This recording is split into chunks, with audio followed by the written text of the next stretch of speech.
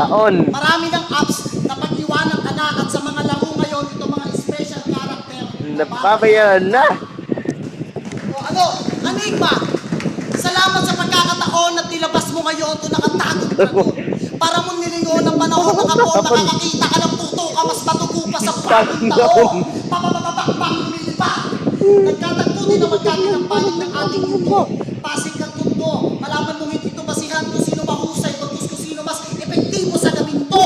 Pero sino nga ba ako?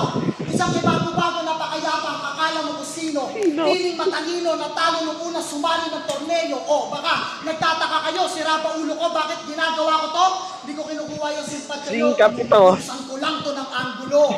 Kaya tong singkap ito, masisipa ko to. O ikaw ang diba, ako ang palakol. Nauna ka mabilis, nauna ka mabulol, nauna ka tumalempwes, mauna ka mapurol. Ano, Dera na? Labas mo ang data mo, tignan natin kung kaya ng kalasag ko yan. Promise, hindi tinitirahin ng ilong mo. Kasi na-spike na yan. Spike na yan. At yung angulong yan, chuck dead end na para sa'yo. Wala nang pwedeng paglagyan. Malamang, hanggang isa buhay 2038, may mga nakahandang rebat na siya para dyan.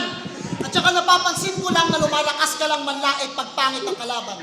O sino sa atin ang bumabatil at nabubuhay sa yabang at lait, lait at yabang. O di ba malupit, mabilis malalim, mapabatil o kanta, kaya akala mo wala nang sasabay sa'yo o wala nang wordplay. Metaphor, reference, pero yung dati mo pinupunto, ayun na yung pumapatay sa'yo. O sige, magsukatan tayo ng mga nagawa ko at nagawa mo na wala ako. O utak mo ng karera at nanayad pa. Hindi katulad mo na hinaluan ng pagiging praktikal at pagiging mahusay. Kaya pag-freestyle mo may bayad na. Pero di yung sukatan at di yung kakayahan. Dati nakakasalubong mula sa daaplit tapos sinugan at nagkakabaya kaya kaya ka ng sabayan.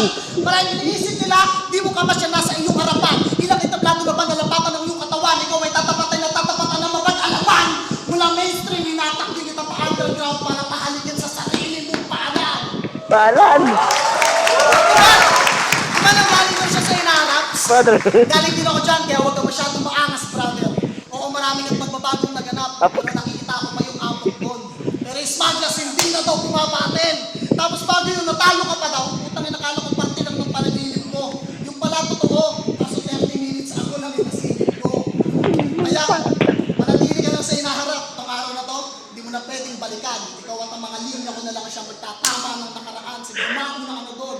Para masanay sila at hindi ka na nila hanapin. Habang ako, ito, nag-iingay sa panahon walang nakikinig sa akin. Kaya hinanda ko na lang lahat ng mga pasagot ko sa mga patanong mo dahil wala nang sagot sa mga tanong mo na di ko kayang hanapin. Isang malaking sampal sa mukha mo na tumalilo yung pagong pagkatapos makipagkwentuhan sa akin. Pentot.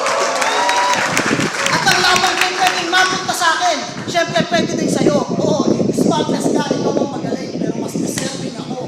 2 minutes lang yan. Pentot.